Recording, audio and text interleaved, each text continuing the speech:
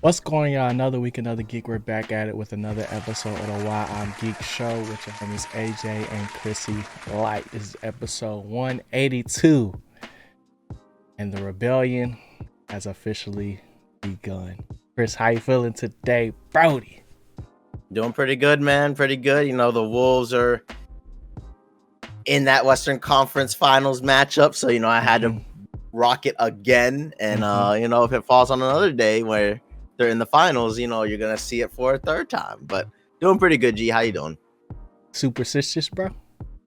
I think so. You got little stitches? I think I'm a little stitious because I didn't wear it one time and they got beat down. And I was like, okay. That's funny. Just in case. I'm doing good though. Super excited to get into this, bro. I wouldn't say I speed blitz the last few episodes, but we got a 12 ball for Andor season 2, and I was kind of surprised. If I'm being honest. I thought it was gonna be like 9, but no. I'm excited to just talk about what we actually saw. So first things first, bro. I just kind of want to start off with just the end. Oh, Just jump straight to it because I think that's one of like the most poetic endings to a show that I've seen in a long time. What is your take, bro? What is your take? well, I will say that I'm not gonna lie. I called this from that one episode because it was just it felt like the speech that was given was missing like a clear word of we, Mm-hmm. and I just didn't know why. Like, I mean, it made sense, but at the very end, as soon as I saw it, I was like, "Oh, this is gonna be it." Yeah. And the reveal of Bix having Andor's child, Mm-hmm. it was just like so perfect because it really makes me want to watch Rogue One again because like No, no. Why, Chris? Why does it want to make you want to watch Rogue One again? I was going to say the same thing. Is he gosh, back? Is he dang, back? I'm He's back. back. He's back. Okay, cool. So going into the series, I'm not back. Okay. Going into the series, we kind of already knew where it was gonna end, and I Yeah. kind of always had just a little problem with that. Like, I don't know how they're gonna land this. Mm-hmm. But having this ending where Bix has The Andor's baby. child, Yeah. and we already know what happens in Rogue One, it just makes it feel like everything that Andor's fighting for in Rogue One is like so much more meaningful.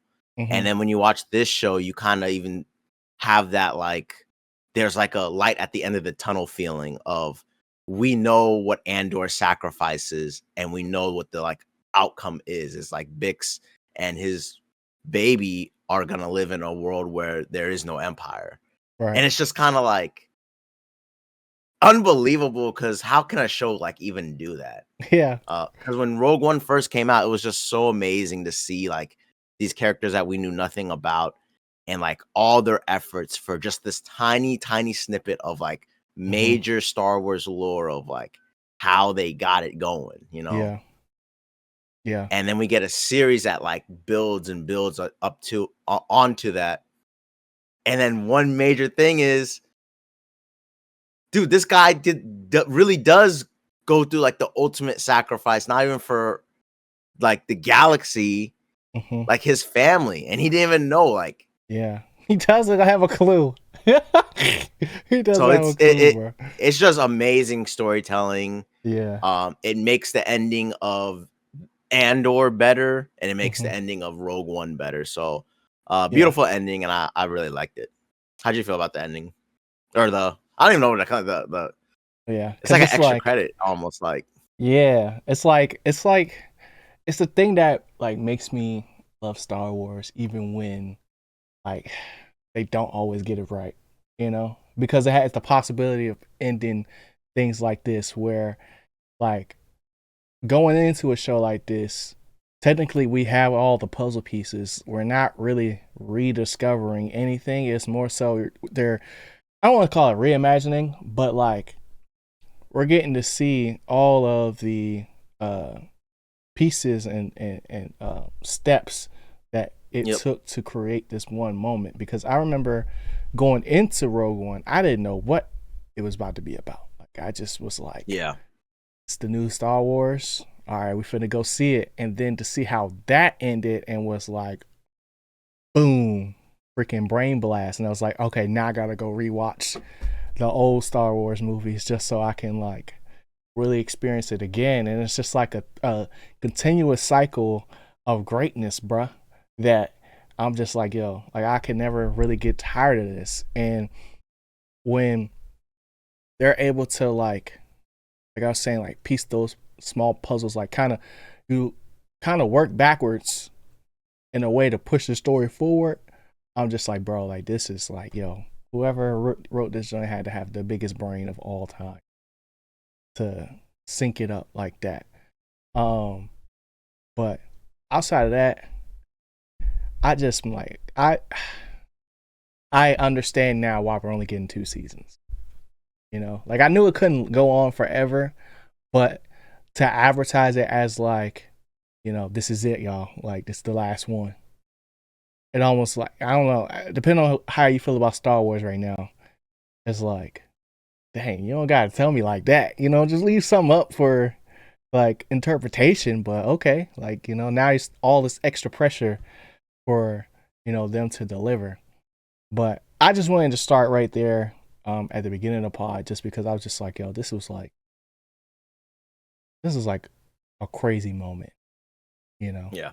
For sure. and for it to like because when we're talking about this, like probably like a week after uh they Yep. released It came all the out. episodes, and I still feel like, bro, like it's something that was like we gotta talk about it. You know what I'm saying? Like we can't just not. And it's something like I don't think that character is anything right now. You know what I mean? They Mm-hmm. that baby can potentially be like something they want to use down like deep down in the future, which is Yeah, always really really cool and exciting. It somebody's was gonna just need a so pilot. yeah. It would just be such a cool like Easter egg in the future. Yeah. Be like, yo, that's the baby. But Mm-hmm. I just remember watching that one scene where she says goodbye to him and pretty much picks the rebellion over their life together and Yeah. pretty much kind of being like, I can't hold you back. I know how great you are. I know how important you are to this rebellion. Mm-hmm. And, I couldn't live with myself if I forced you to like Choose. not contribute, Yeah. uh, and to know that, we're going to have a kid in that moment and not tell him like that, we have a child on the way.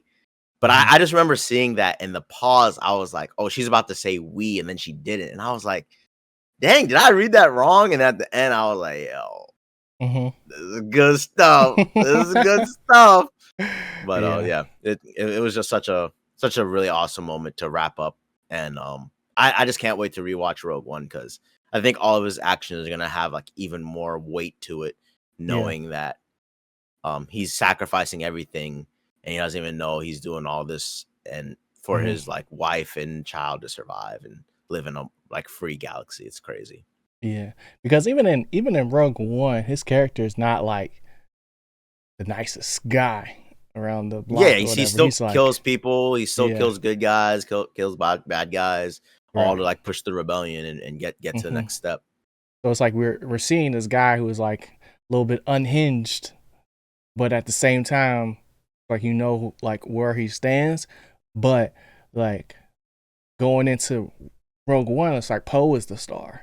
You know what I'm saying? Mm, That's the guy we're kind of rooting for. But like for Cassian to get his own show, and now we have like not only just the lore of him, but all these other chess pieces on the board that were, key pieces into mm, making this thing, become a reality. It's like, bro, like, no, they did their big one with this. Like, when, yeah. I don't know if I said it last time we talked about it, but like, when they did the Secret Invasion show and they was like, for Marvel, I was like, yeah, this might be Marvel's Andor. Mhm. Like, yo, this aged poorly, but Yeah. Andor is aging perfectly. You know what I'm saying? And Like, I it's remember when Andor came out, like people, a lot of people did like it. It mhm. was well received when it initially came out, but Slow people thought burn. that it was like a movie where they're like covering up the fact that the Death Star always had that major defect of you shoot Hmm. you made a big giant space station that you shoot one missile down this tube. It Yeah. goes straight to the middle of it into the core where it blows up the whole thing. Like that's so crazy. Which I would probably be that person if I watched that movie for the Hmm. first time in the past. I'd be like, yo, that was that was the easiest, most convenient way to destroy the big bad ship. Yeah. But when Andor came out, everyone was like, "Oh, this is their way to like cover it up." Like it Hmm. was all designed by this type of rebel guy. He wanted some way, and then someone would find it out. Uh, just to try to make sense of it more.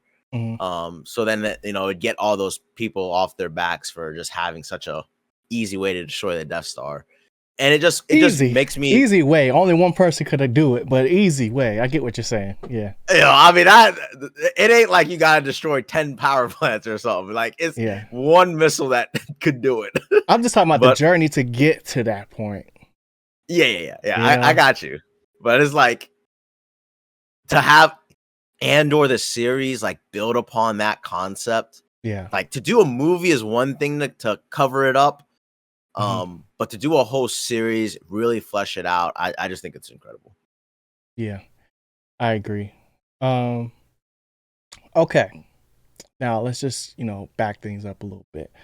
Where we left off, things on Gorman were just really like starting to get started as far as the propaganda, the local rebels, and like the story was kind of unfolding as we were watching, as far as like as much as we could get to in the time we recorded last. Now knowing what happens now, um, as far as like what happened to Gorman and stuff like that, and do you think Andor season 2 peaked too early? I mean, not for me. I thought it was kind of trash in the beginning. Like Okay. probably when we did the podcast, I thought episode 1, 2, and 3 were a little bit too slow. Hmm. But it's kind of like I kind of equate it to reading a book. Like sometimes those beginning chapters are just so much slogging through, getting through all these pages, and you're like, do I even like this book? Like the first 100 Hmm. pages can really make you put it down and let me pick it back up in 2 or 3 weeks. But all those kind of paid off, all the little markers, them time jumping quite a lot through this series. Um, I I just feel like the for me the peak happened when Mon Mothma You uh gave her a speech. pretty much called out Palpatine, Yeah. because it just felt like Palpatine was this evil looming threat, like this bully in the background, slowly Cut the cameras. maneuvering. Cut the cameras. Yeah, and he didn't even do that. But it just Yeah. felt like, yo, the Emperor's gonna see this and he's gonna murder me. Like, cut these cameras now. And I feel like that was like the peak where it's like, oh man, like all these small little episodes, the stoking the fires Mhm. on the planet, it's all leading up to this, and it really makes it feel more believable, making it feel like, yo, the Empire really is evil. Like we're seeing Yeah. them do some dirty stuff. Like they Yeah. want the planet. They didn't just go in there and take it. They were like, yo, this peaceful race, we're just gonna make them look extra rebellious. They ain't never do nothing wrong. We're just gonna keep stirring the pot, and then we're just gonna execute them straight up Mhm. genocide immediately. Yeah. That's why I Like, thought it was the peak. I'm gonna keep it a buck. Like that for me, as far as like the action goes, like that was the billboard moment, because yeah. it was just something that like loomed over us, and it was kind of foreshadowed based on what I think it was Tarkin did there prior, and that's the whole reason why they created the statue. But it was like by the time that at least the elder like leader of their local rebellion realized that it was too late. People was already ready to go and, you know, speak their mind, speak their truth. And all you could do was wait. And we did a lot of waiting up until that point, you know. Like, I thought the original, like, first encounter, as far as like with them doing something rebellious, was going to be more like, you know, epic. You know, granted, we did lose Senta Cass, but like one of the OG people from season 1. But it was more like a tone setter than what the, you know, massacre was, being just like chaos, you know. Because like we're going there thinking that it was mainly just going to be another run-of-the-mill mission for Cassian, where it's like, oh, like this was where Deirdre meets her end. It's like, oh no, wait, oh, this is gonna get crazy. Hold up, you know. So it was like a crazy like roller coaster, that whole episode, because it's like, yeah, that was like episode 8 though, right? Yeah, that's why I said like it peaked too early, as far as like. I mean, episode 8 is we deep in it. No, I know, but I'm saying as far as like their rollout, you know. Okay. Like as far as like if we're going 3 by 3 by 3, I don't remember how many episodes they released at a time. Yeah, 3. But like I was expecting like the end to be the like moment or whatever. You know what I'm saying? Not so much like I don't know why I didn't think Gorman was gonna have like a crazy situation, but it just seemed like it wasn't gonna be crazy enough that everybody was going to be there. You know what I'm saying? Yeah. And it really wasn't. It was just Cassie and Will. So I mean, I could see the peak too early. I just think the best episodes are like right around there. That third batch of episodes is the best episode in the series. And because we knew where it was going, I just knew we weren't gonna get like a like Death Star laser beam or anything like that, because it would just reveal too much. Like we know in the beginning of Rogue One, like they still don't even know like what it is. Yeah. I think it was cool that they really showed it to us. Yeah, it was really cool that what's her name? Dedra? Yeah, Dedra Mero. Yeah. She like knew the name was the Death Star. Like that was her just saying it. I like, yo, bruh, they keeping this thing under wraps. Like, yo, don't tell nobody about my super mega planet killing space station. Yeah, but they were putting hands on Deirdre, bro. They kept putting hands on her. I was like, dang. I was like, this is ridiculous at this point. You know, fight back. Well, let me cut straight to a question that I had to ask you. How'd you feel about her ultimate ending in this series? Like, she's pretty much jailed in the end of it. You know, her ambition got a little too much. She chased the Axis too much, that he got the information out to the rebels, essentially helping the rebellion of even knowing about such a weapon as the Death Star. So how do you feel about her conclusion, and is there any possibility that this character can come back, or is it just like a sad ending of, dang, you in jail for the rest of this galactic war? I think she got off easy, bro. I think she got off easy. Reason being is because, you know, we already seen that one character knew what was going to happen if he ever had to face Palpatine. You know, I was shook there too. I ain't gonna lie. I was like, I knew it was coming. Dang. I was like, as soon as he's like, just let me collect my thoughts. I was like, oh, it's over for him. He ain't going to see him. I was like, dang, he's that afraid that he just shot himself. Yeah. So I think she got off easy in a sense of like she never had to meet the Emperor at that capacity, and every single time she got this close to like completing her goal, that ego would just get in the way of it, like, yo, I got you, you know. And it never like worked out for her, you know. She lost the love of her life after trying to save him, after he was like setting them up. You just gonna support this? Yeah, you know what they're about to do, and you're like, let's go. Mm-hmm. He was like, see, that's why, that's wild. That's why in the first first time we talked about it, I was like, yeah, I don't know, like Cyril's like the X factor in this whole thing. Like, is he going to Yeah, you're just right. go along with it, or is he going to become a double agent, or just like kind of go rogue in the sense of what he ended up doing, which is like kind of falling back into his you know regular nature, I guess, as far as like why he Yeah, was in season the one nature. situation in the first place of like getting caught up, being like I don't remember the exact Yeah, scenario pretty much why getting he caught was, up on the sides. yeah, like why he was in the cubicles at first, and like how like it was such a big deal for him to be there after what he did prior. Like he had a long history or whatever. So like seeing him like kind of almost go primal on Cassian was Okay, like okay.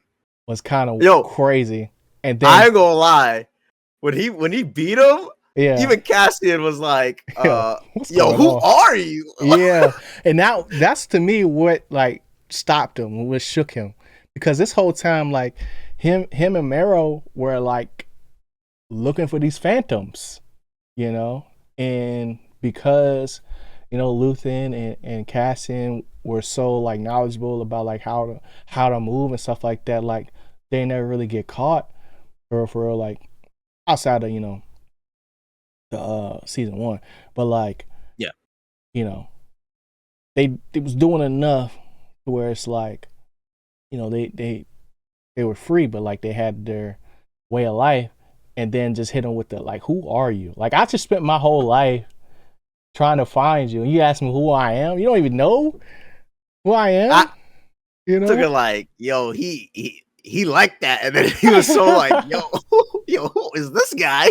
I'm a Yeah. die to this random person. Like, ain't no way. I Hmm. gotta know who this is. And he Yeah. was like, hey, yo, I am it. Like, it was just something I laughed at. I was like, yo, Yeah. he gave him major credit real quick, That was the only way but then he that went they out. that could go out. Like, Yeah. yeah. Like that was the So I only kind way for it to, because he was like overpowering him crazy. You know? Yeah, but I Like, do kind of like this storytelling of like he's not really a character I really liked, yeah. but it just shows like something they do really good in this series. It's like how small characters or normal characters Hmm. can have such an impact on major events or major it can carry a lot of major ideas going forward. And someone like him Yeah. like going crazy, We ain't never seen him like that before. you ain't never see him in that type of form, and then he gets like killed right there. Right? He does Yeah. that right there, right? Yeah. Like Yeah. once he says like, who are you? And then he freezes, he get blasted. And it's kind of like a character I don't really like anyway, but it was a cool way for a character to go out. That Yeah. I'm like, okay, I kind of see the arc. Hmm. He even beat the main character, and then he gets blasted. Yeah. It showed I how was like, like how not even just lethal, but just like how fragile life can be, even for the main yeah, character, where it's like at any moment yes, anybody could go. the You main know? character, this side character, even overpowering him. It's just a lot of good. Uh, Makes it feel like more real. Like, okay, Yeah. we actually got lucky here.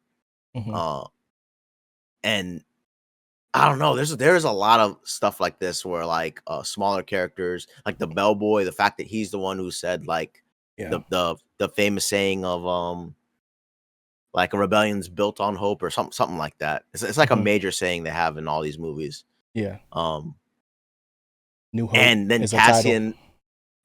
Cassian passes that on in Rogue One for sure.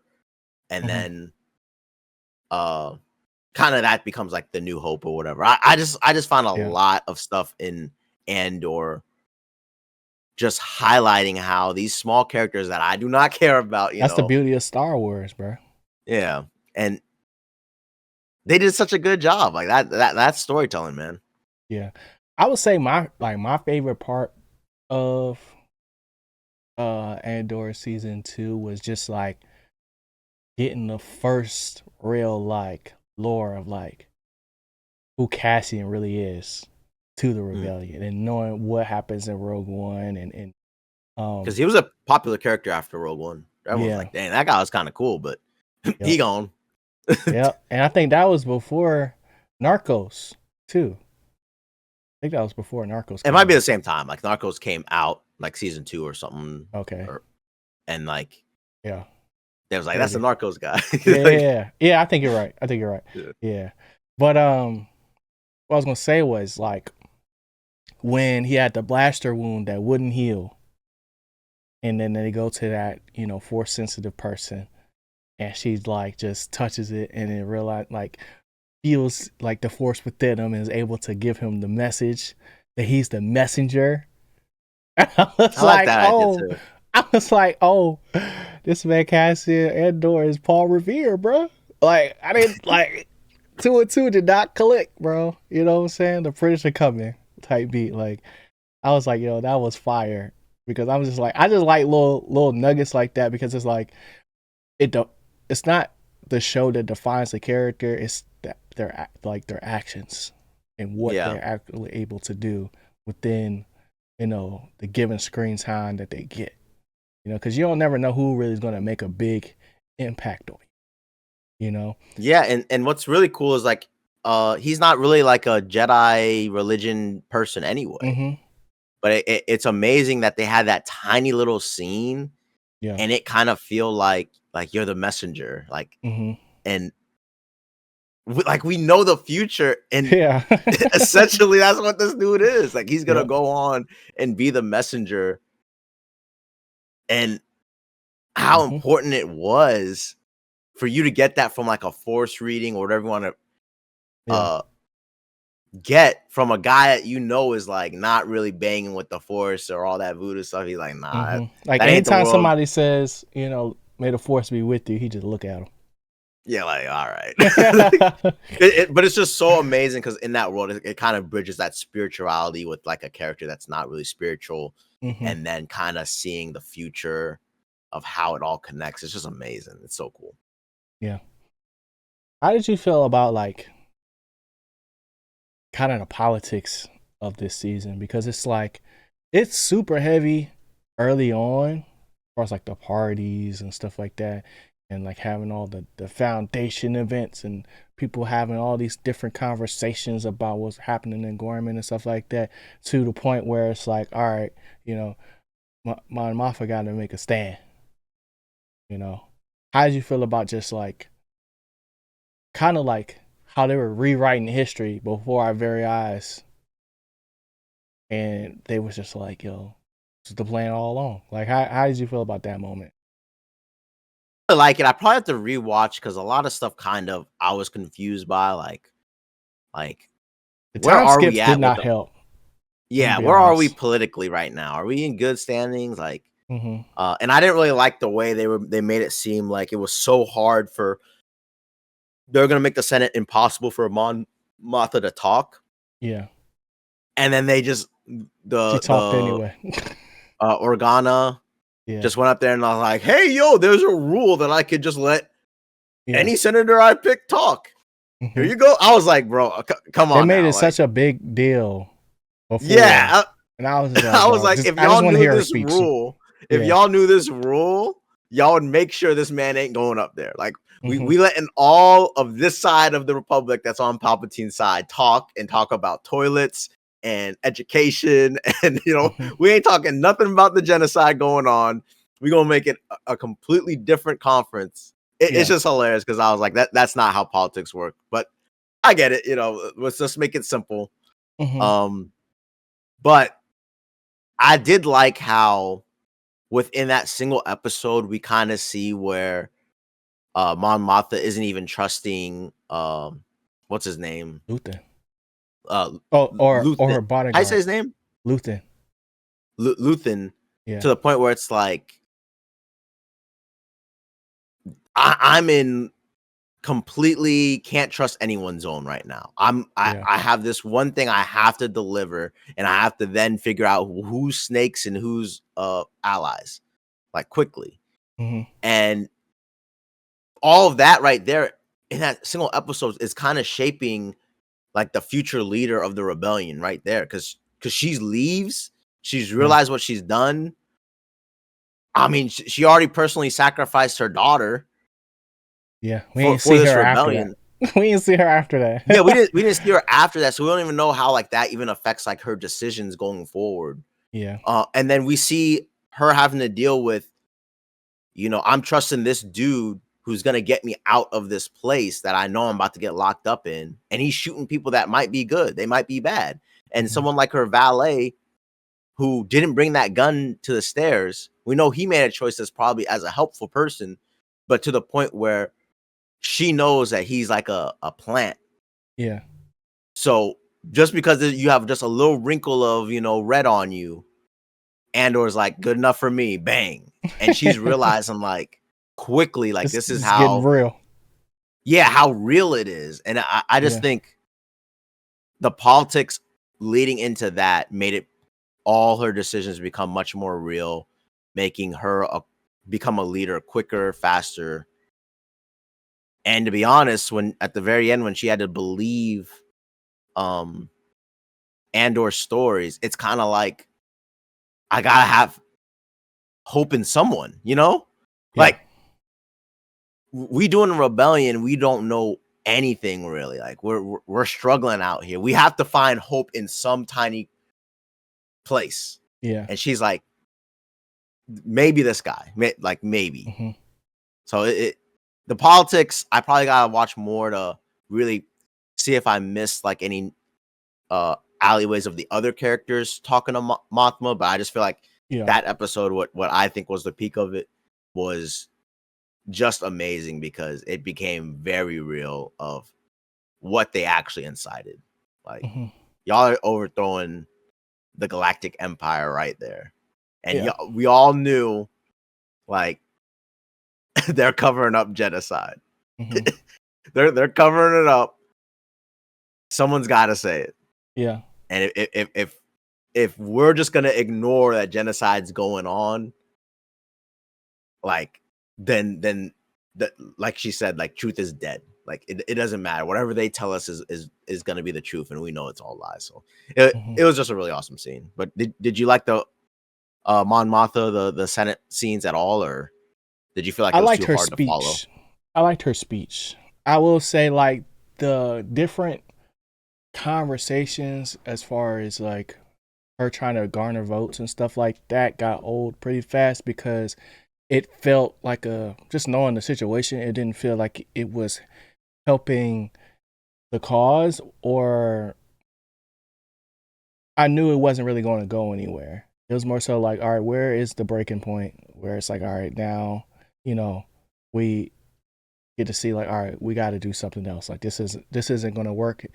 I was expecting to see maybe not like more of Palpatine, but I thought Palpatine had a more like heavy hand after being, you know, called Emperor, becoming, or I should say, become Emperor in the politics in the Senate as far as like him being there, but he wasn't really there at all. So like maybe he just has like, little Monday meetings, where Yeah, he yeah. just let He probably everybody doesn't know. go to like Senate meetings.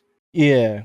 So like all of the, uh meeting in secret and trying to figure out whose side and who you can trust, like as far as like her character specifically, it got old pretty fast until she got to have her real moment.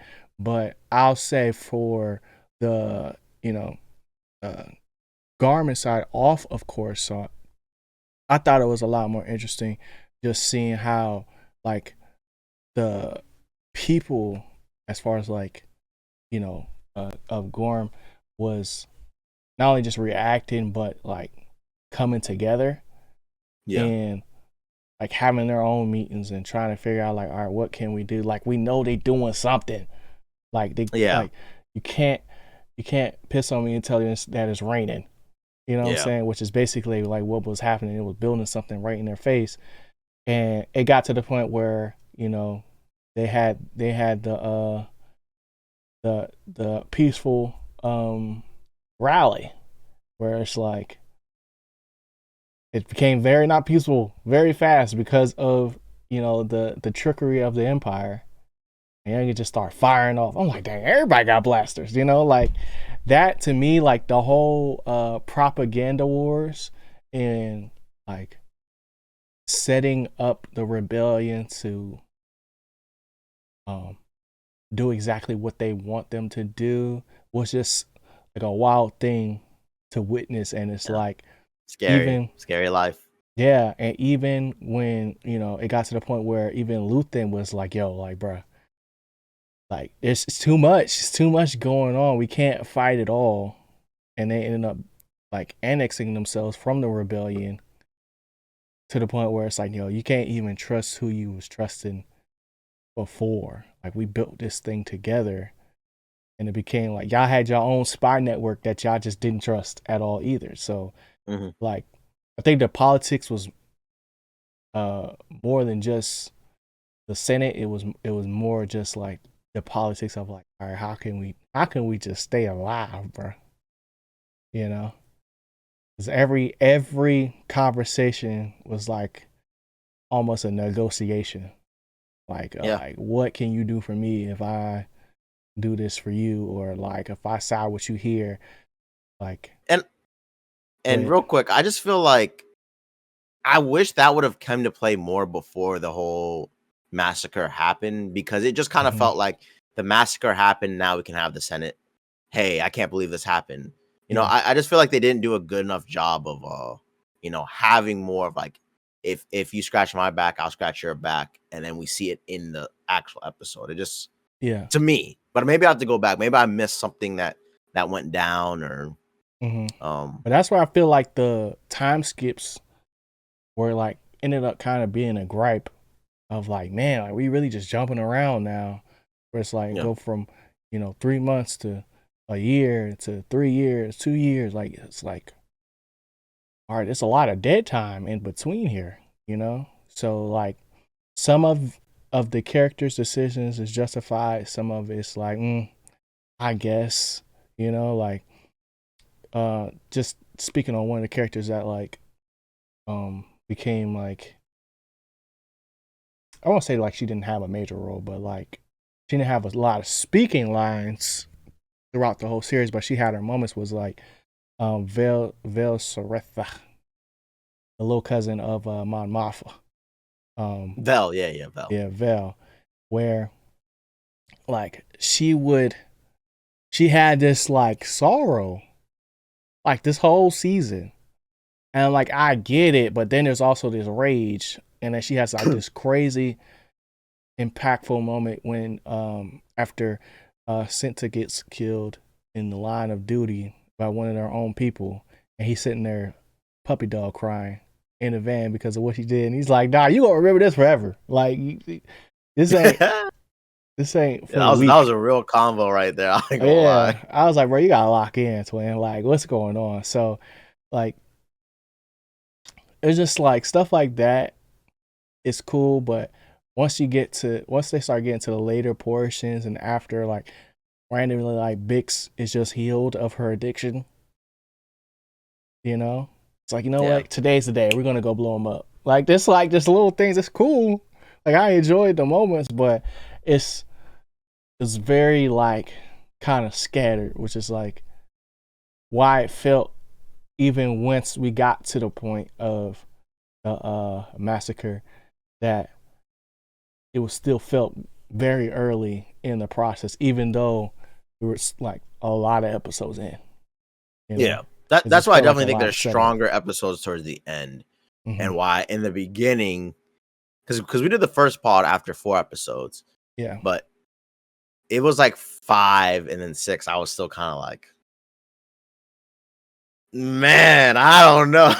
But I wasn't a big Andor season 1 person. I just felt like as we got towards the end, it all started wrapping up more.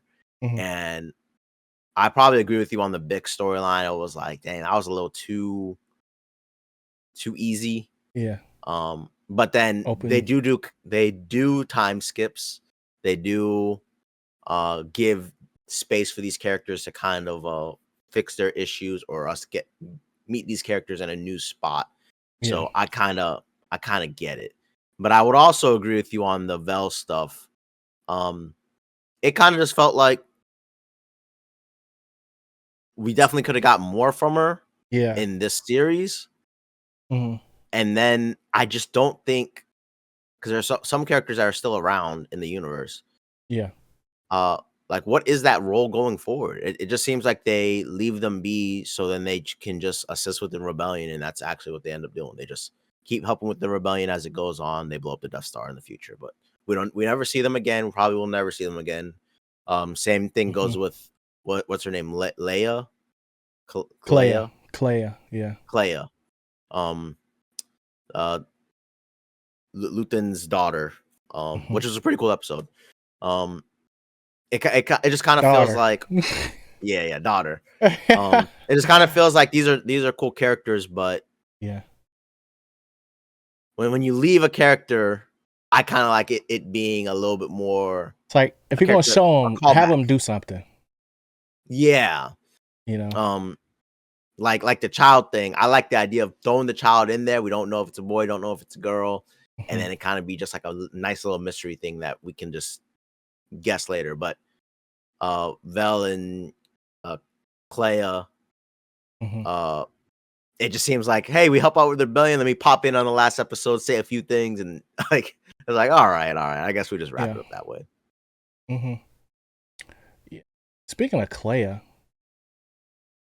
how did you feel about that episode? Where it's like we got to I see her loved it. origin story, kind of. I loved it. It was towards the very end. I wish it was earlier. Because I feel like it would have made it more impactful. But for like a single episode, I felt like they did her character justice, and I really like the fact that she was like this abandoned girl who found like shelter with Luthen, Yeah. and that is similar in Rogue One, how the main character, what's her name, like Jin Ursay, Ur- Ursa, I don't Jen remember. Urso, found refuge with Saul Guerrera, Mhm. um as a kid too. Like it, I just find it so amazing how like this show and the movie kind All of the have kids so was many abandoned in similarities. Star Wars, bro. If we keeping it a buck. Yeah, Like, all the and major characters are abandoned kids. it kind of like makes sense, like why they're so loyal to like this person, and then how Yeah. there's not really like the good and bad sides. There's like more radical, less. You can kind of see where those Mhm. gray areas are like really defined, and how their loyalty really like lies. Like even Luthen was kind of like, do you even realize what you're like joining? Yeah. Like, can you even do this?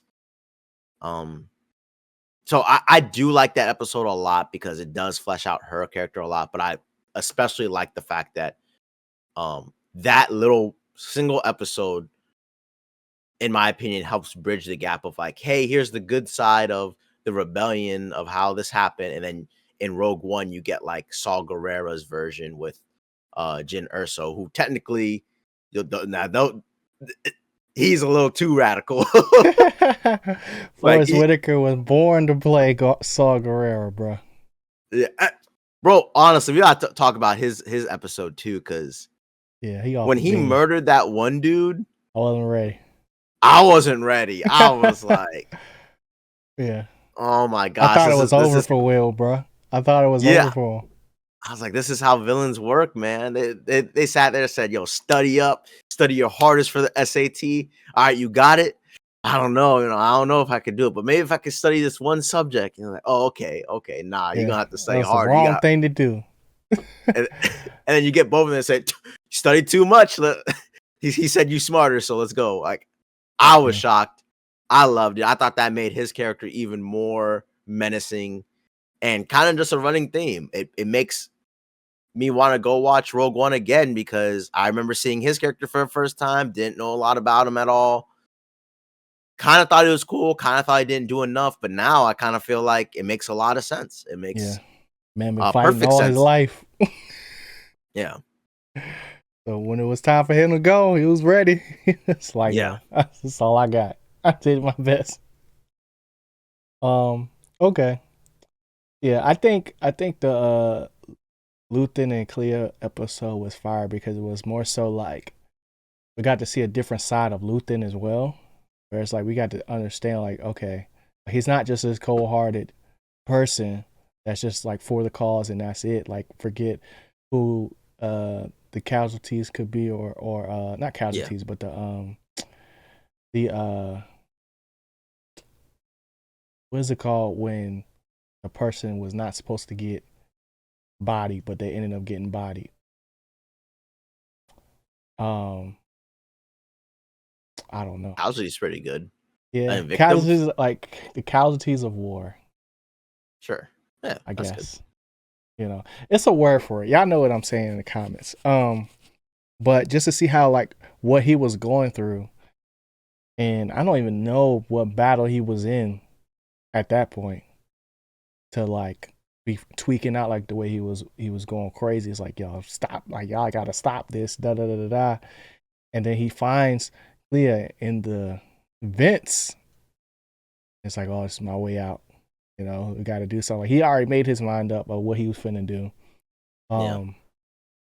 But I thought it was cool that we got to see her character really become something more than what she originally was, and see her personality shine even as a kid. You know, Yeah. being able to not swindle, but barter with somebody to get the best price for something that they probably would have ended up getting finessed for if she hadn't done that. And all the stuff that she saw from the Empire as a kid, and Luthen, like, slowly but surely, like, teaching her the ways of being essentially like a spy or rebel or whatever you want to call it. Like, you got to act normal, because it's not something he actually said. It was just like, you can't look over there and then blow it up. That's way too hot. You know what I'm saying? Like, you being way too hot right now. So you're like, look at me. I'm finna blow it up. The body's gonna be on my head, but I need you to know that you were willing to do it. I Yeah. was like, okay, this is something. And then for her to have like such emotion, like after she had to, pull the plug on him, I was like, okay, like if we didn't And it get was that like, episode, like after that moment, I'll be like, all right, relax. Like, this dude was dirtbag. Like, not dirtbag, but yeah. like, he is not worth crying over. But until you know the full story, And like of you said, like, like it was important to have that moment, and then to know like how hard it was for her to do it in that moment. yeah, But it was like she did it quickly. She knew like he mhm, cannot survive. yeah, They're gonna bring him back. They're gonna torture him. They're gonna get all the information. Like he would can't do this. have Like that. this is Yeah, yeah, can't have that. This is exactly something he would do, yeah, and I know it. But like still to have that crying and to get that in an episode, because really we just know her as the normal spy, like a side hmm, character is the spy person, okay, she's doing communications. this, Yeah, yeah. So it's amazing like we knew she was hard. episode. We knew she was hard Yeah, because she was freaking bleeding trying to get the bug out of that yeah, statue. And the way she was talking to Young is like she don't play either. yeah. But like, Trained. I just think how it was cool how they synced up, you know, their first time blowing up an Imperial, whatever that was, barricade or a convoy, to that being like the thing she uses to distract everybody so that she can go get, um, you know, send Luthen to a better place, I guess. Yeah, Uh, I was like, oh, that was smart. And the fact that it was like, she's like, yo, I gotta go in here. They going to see me, but I'm gonna make it as difficult as possible for them to figure it out. But how did you yeah. feel about Deirdre knowing exactly the way to catch them? I mean, I loved it because Okay, I just feel like she cut her you losses at we that follow point. yeah, we follow these characters so long that you Mm-hmm. can't give every character like L's. Yeah. And like she was taking a lot of L's from after the end of season 1 and in the beginning of this one that we were kind of like, yo, Yeah. she's not even technically on this post anymore. Like what is her role? Mm-hmm. And then it's kind of like, oh, we kind of see her role was she couldn't like stop, and it ultimately like backfires on the Empire as a whole. Like, of course, it backfires on her, but like, Yeah. she knew exactly what they would do, Mm-hmm. and she had the information. She pretty much did solve the case, but it's Yeah. just how She's you too go low about it. down. She's too low on the totem pole to actually do anything about it. Yeah, you know, it's like sending a encrypted email. Like, you getting too fancy that you just didn't hit encrypt, and now everyone knows the secrets. You done did all that hard work, and you just didn't encrypt that dang email. And it's just, I just think story wise, it's a bad character. We probably don't need to see this character again. Mm-hmm. But she did get the win of her arc, which was to find out who Axis was. Got to confront him. Didn't even confront him right, like they butchered it on. Like, why wasn't back up here? Why didn't you guys tell us? Yeah. Like, it's just so Follow many protocol. stuff where Yeah. you done won. We're on the same team. Yeah, dang. she wouldn't have got her glory, bro. She needed to feel it. Like, which was a thing in earlier, right? Yeah, same thing happened in the first season. So I just do think it's good storytelling, and it's like we get a win for the character, but we get the L overall for the story, because you did confront him, but you even turned his back on him, and the dude slit his wrist. We have you surrounded. Yeah. I'm gonna interrogate you for life. It's like, okay, now I'm gonna turn my back. You know, what happened? Yeah, I knew as soon as he grabbed that item specifically, and it was a knife, I was like, all right, either one or two things is gonna happen. Either he finna try to take her out, or he gonna take himself out. So, yeah. But I think at that point she was ready to cut her losses, but for it to not lead to anything, you know, like, I'm surprised she didn't turn to the rebellion. You know, that's what the dude said, the main bad guy of Rogue One. He said, if you ain't a spy, you picked the wrong clone. Like, yo, what like, she was playing a different game than everybody else, and everybody knew it. It's just like the way she was moving was like, it was obsessive level. Yeah, it's like there's no rationale, there's no reasoning with her. So there's only one way that it could end, which is just like how it did it. And then, like, that's why it felt so like dejecting to see her just like give them the answer and it be actually right, and like how we can find. And I was like, oh, of course, it's just right off the top of the dome. You know what I'm saying? Like, so then she had to add on, it's probably too late now, but you know, good luck. Yeah, just like, but that's what happens when you're. It's kind of like you're on the same team, but you're playing a different game. Yeah, like, bro, just pass the ball. Like, what are we doing here? Like, we don't need it. We got some time in the shot clock, and you shooting a 3. Yeah. Like, what are we doing? Let's run like a little offense a little bit, and even at the end, like you said, oh, you know, it's probably too late. It's like, no, it's not. No, it's not. That's exactly what we needed. Like, crazy. But real quick, and I mean, technically, this is how we get them slip ups and how like rebellions can even work in the first place. Like, oversights. It's just small oversights, and one thing leads to another. Boom, you got the big Death Star plans out and leaked. Our biggest secret. Congratulations. Our biggest secret. Years in the making, bro. Years. Decades. Because, I mean, I feel like everyone once thought, how the heck did they build this giant space station and nobody know? Yeah. Nuts. It just seems so great. Like, this is a gajillion-dollar project, and the entire Senate was like, we're just rich, y'all. We don't not one of these years during y'all budget, y'all they couldn't question. That's the thing, though. They said that they couldn't question why these things were being done, because it was an empire. Like, there's nothing that they could do. They knew it was happening. Mass Thunder energy project, stuff like that. So it's just really interesting, like, to see that. Yeah, and all of them was way too scared to, you know, try to look into it. But that kind of leads me to my last point that I just want to get into here, bro, before we get up out of here, bro. How are you just feeling about the Empire now, as a whole? I like it more. I feel like Disney is trying to correct them, because we got to think. We got to see them do bad stuff, bro. They took the kids' clothes off, bro. Yeah, No there's a more little bit of implied Disney. badness. And I remember watching Force Awakens, the first episode, the first scene where they're like murdering everybody. I was like, yo, these stormtroopers are bad people. Yeah. But I just definitely feel like in this episode it is more a mature level of Star Wars. And you just need more of that where we really see the Empire just being evil. Like, yeah.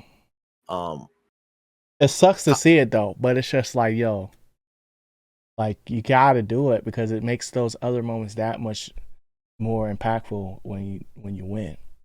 When you win, yeah. And even what Bix was saying, like, yeah, her ultimate point is like, no, we got to beat them. Yeah. Like this has to be worth it. It has to be worth it. And when we see them do these evil stuff, it just feels so justified. Of like, I know, he's murdering normal people here and there. Like, he ain't doing right all 100% of the time. Yeah. But like, we see the atrocities that the Empire's just glossing over for the sake of being an empire. And we need to see the bad guys be evil. Yeah. This one was different though. Yeah, like, I like it. It was orchestrated. It was like, yo, they really finna do this. They knew it, bro. Yeah, like everybody knew. It was like, yo, we're about to bring the youngest, the most green recruits in, and they are going to dissipate this big old crowd. It's perfect timing. And then they take out their own people right to the dome. I'm just like, bro, this is nuts. And that's just so like all that whole shadow government like stuff. And because they're a galactic empire, like they probably done this already multiple times. It's so it's nasty, bro. It's nasty. It's work, scary, bro. It's nasty work. So I just wanted to get your take on that because I was just curious. Because I was like, I know I can't be the only one that's just like, bruh, Empire is actually different. Like, yeah, Palpatine is bad. We know that, but like, nah, like these other people that's also in charge. Because it's like even if we just talk about Rogue One and like just how pressed Cuz was to test this daggone thing. Yeah, Blue like, City. I can get out of here. I can leave. And we just might not get to test it on this planet. But it's like, no, I gotta make this happen. We gotta do it. And it's like, I'm finna go up on this ladder and we finna fight it out. Just so we can get blown up. But delayed gratification, bro. Even when one of the most powerful things Luthen said was like, yo, we're gonna lose a lot. Like, it's not gonna be that was a good one too. It's not gonna be peaches and cream. Every mission's gonna go successful. And then we're gonna lose again. But when we win though, it's gonna be worth it. And I was like, all right, man, you might be all right. Then he just shot Cuz for getting the information. I was like, bro, we can't. I can't do this with him, bro. I can't. Every time I try to shoot you some bail, you always doing something different, bro. Yeah. And I'm like, yo, this is nuts. This is nuts. But let us know what y'all think about Andor Season 2 in the comments section. Are you going to watch Rogue One right after this? Let us know how you're feeling. But, Chris, before we talk about what we geeked about, bro, what are you giving Andor Season 2 a score out of 1 out of 10? Ooh, this is tough for me, man. Tough for me. A 3. It's like that.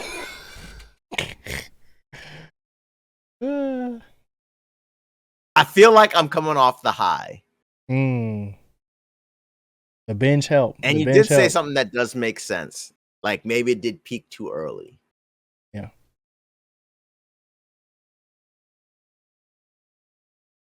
I'm gonna give it a 9. Dang. I'm gonna forgive it for those the first 3 episodes. Yeah. Because I still do not like them. Like, I still think they are too slow. But it is like building slowly how these characters are thinking. Like, Yavin was just like this, not even like in hospital place at first. and it's like the main launching point for the rebellion base in the future. And we had to go years by years. Oh, we're gonna go. This is the location. This is where we're gonna go. Like, Yeah. barely seeing people bring in equipment in there. So it's just kind of like, I think this is something that I need to appreciate more. I probably need to rewatch Andor season 1. And I do think the writers ended up closing a lot of holes to these characters that needed to be filled. I do love the Bix ending. I love how it makes, in my opinion, Rogue One better already, and I haven't even rewatched it. I just feel like all those characters got boosted. Yeah. Um, Zenkai boost. Yeah, and you know, would I have liked the Palpatine pop up? Probably, but that had been too much fan service. Even a hologram would have been enough for me. Maybe a hologram would be like, "Yo, shut it off." Just come in there and be like, lies. But yeah, I just feel like giving it an 8, I'd be a little too harsh, because some of these episodes have amazing writing, one-on-one conversations, and like I said, I can't help but feel like some of these episodes do circle back and pick it up. So while the beginning episodes are kind of weak, I do think it does great, and definitely does what it needed to do for Star Wars as a whole. So I'm gonna give it a 9. I'm gonna be gracious. Great series. But G, what you gonna give it? We about to make history tonight, bro. We about to make history tonight. You gave it a 9. I'm giving Andor season 2 an 8 out of 10. Oh, yeah, I got to, bro. Okay, I got to. Those time skips killed me. Dang, you don't like them? I don't, because it's too much. It's too much dead time in the midst of like major things happening, where, especially with Mon Mothma, like pivotal conversations could be happening in those time periods, or things we could have seen, was way more important than seeing her get her jig on at the wedding. Like, I just feel like certain scenes was, I don't want to say overlooked, but like just missed opportunities. It's like they left too much meat on the bone, pause, of what, you know, some of these characters like Vel and like Cinta and Cyril, and like all of these characters that not only have like major key moments, maybe not to the overarching story, but just at least in each episode, that I'm just like, every time I see them, I'm like, okay, like what do they have to offer now, if they're not really like, because the only person that's really connected through everything was Luthen and Cassian. You know, even when we go off script a little bit to with Saw Gerrera and Will, like that whole scene was dope, but what did it lead to? You know, we just get to see, oh yeah, he was just with them. After that, you know, we don't get to see them pull off the job. We don't get to see him, like, you know, well, like not pull off the job, but you know what I'm saying, like the aftermath of finding out all that stuff, you know. And because we do see him take the mask off, and he has that moment, but it's like, all right, we see Will after that have like put more bass in his voice and stuff like that, but it's like, what did he really do after that one moment, or was that just the end of that story? So I just feel like it was a lot more chopped up compared to like what the first season did, as far as like in totality. And then other than that, it was mainly just like I said, like I feel like it peaked too early, of like, or maybe it peaked too late, depending on like, you know, when is early to you. Early to me is like all this stuff led to this moment, and then now it's like, okay, after that we just need to chop up the most important 11, part. 12 guy. Yeah, like you got to chop up all these more important parts, put them years apart so that it makes sense time wise, but we still want you to see it, you know. Yeah, and I feel like even though I like how Bix is ending, and like her last little speech, don't necessarily like how her character was handled throughout the series of like we never get to see her get better. We just gotta accept it. So for me it's more character flaws than plot. Because I feel like the plot is like if he was to write it out on a piece of paper, like everything makes sense, but it's like the little pieces in between the major topics is like where it was kind of missing out on, and they spend a little bit too much time here, spend a little bit too much time there, like, it just wasn't non-worthy for me, but it still was good though. I still enjoyed it, and it was just maybe super hyped to watch Rogue One again.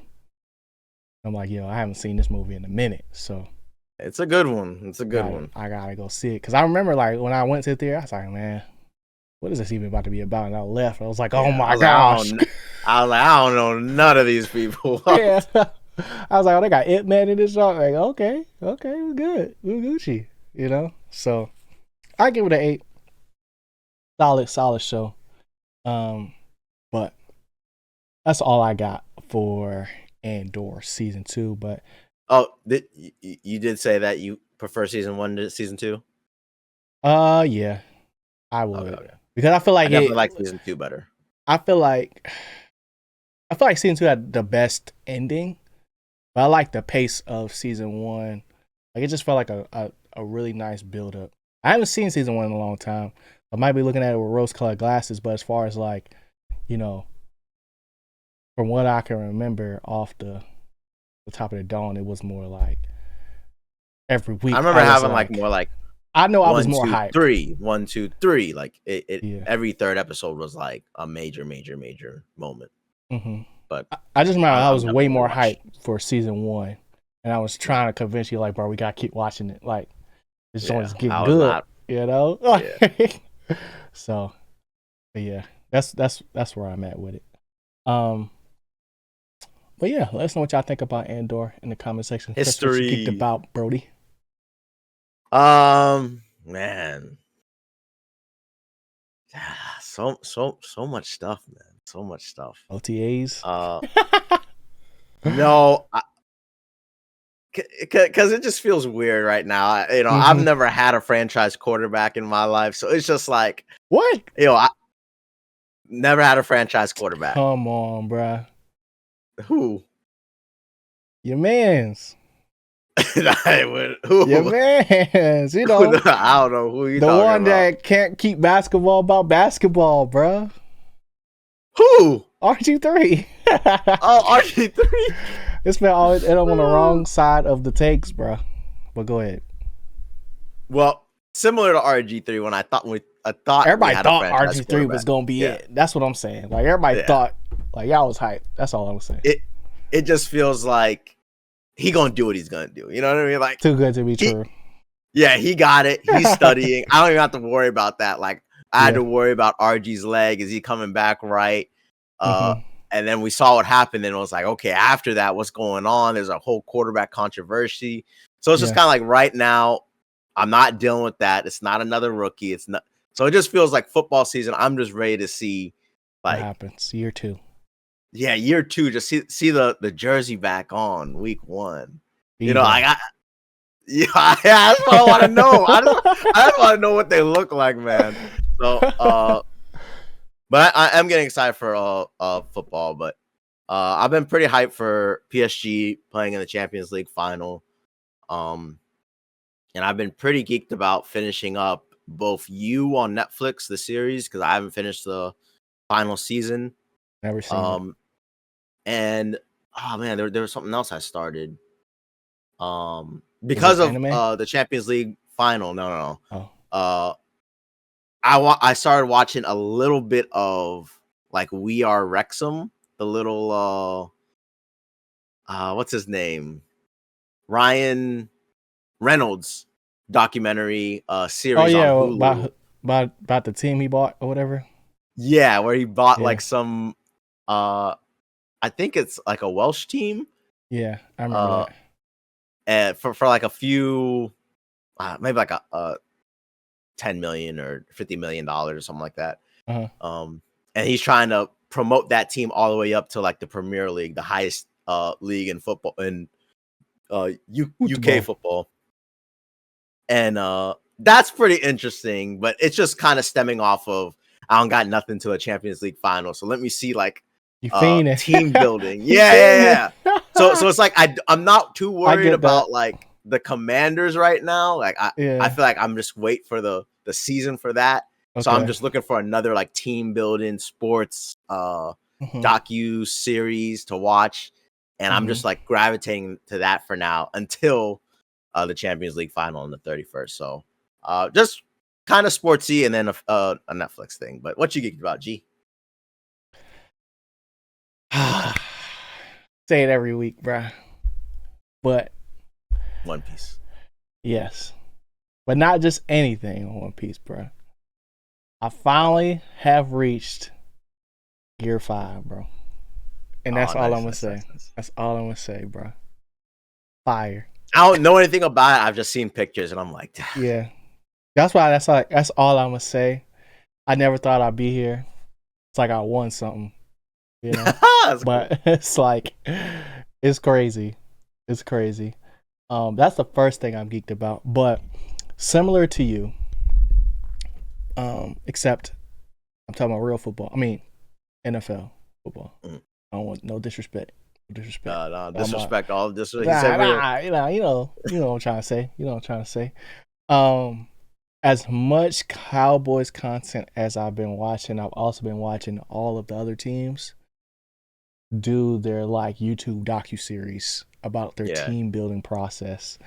And I'm like, yo, before the GP trade, I was like, bro, I wish I could switch teams right now. They got so much juice over there. Like, I would be so hyped if I was a, Jaguars fan or a Patriots fan or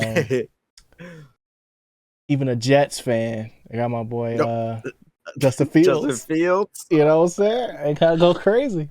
And it's like, it's so wild how like sure everybody is when they're building the team until they get on that grass. Excitement, man. Like until they get on grass and everybody can like really see what's going on. It's like, oh, Super Bowl. We're Super Bowl bound, Yeah. But it's like, you know what? We're not focused on that. We're still in the first period. Like a lot of coach speak. And it'd be working on me. It'd be working on me, bro. And then, my team got OTAs right now. Everybody talking about GP and whether they're talking good or bad about them. I'm just excited. GP 13 out there. You know what I'm saying? Finally got to see Is he 13? Yep. That's the number he picked. I was like, okay, that's hard. That's hard. And yeah, so I've been watching a whole lot of that. But nice. I'm watching Fire Force as well. I didn't get started with JJK yet, again, but I'm looking to start that soon. But really, like, I don't know what it is, but I think it's just because like I finished Full Send already. Like I ain't got nothing to watch, but I got like so much to watch. At the same time, it's a weird little time period. And I'm also waiting for like some of these movies to drop too. Like I'm not gonna go to the theaters to go see Final Destination. No disrespect. Unless I'm going to a premiere. I'd rather watch that like at the I heard it's really good. Yeah. That was shocking. That was shocking. The trailer made it look good. Like I was like, so I'm gonna wait for it still. It's a different kind of story. Yeah. Yeah. And then like the next thing on the docket is probably like Lilo and Stitch. Even that, I'm like, I seen a trailer. I was like, I might wait for that on Disney Plus too. I ain't gonna cap. Yeah. So that's really it. I can't really think of anything else. Yeah. Yep, I don't got nothing. Appreciate y'all for watching. As always, hit that like button, hit the subscribe button for more. Oh, key announcement. Just in case y'all didn't notice, we are going to be uploading on Thursdays now for the full podcast. just to give us some more time, just in case somebody gets sick, or like, you know, we don't have to rush. We don't have to rush getting a pod out, or like be pressed. It's just one extra day. You know what I'm saying? And I got clips coming and a whole bunch of shorts and stuff on the way as well. So hopefully y'all are cool with that. Podcast is not going nowhere, but we here, and I just want to let y'all know that. But appreciate y'all for tuning in. We'll see y'all next week. Stay geeked. Peace. Later, y'all.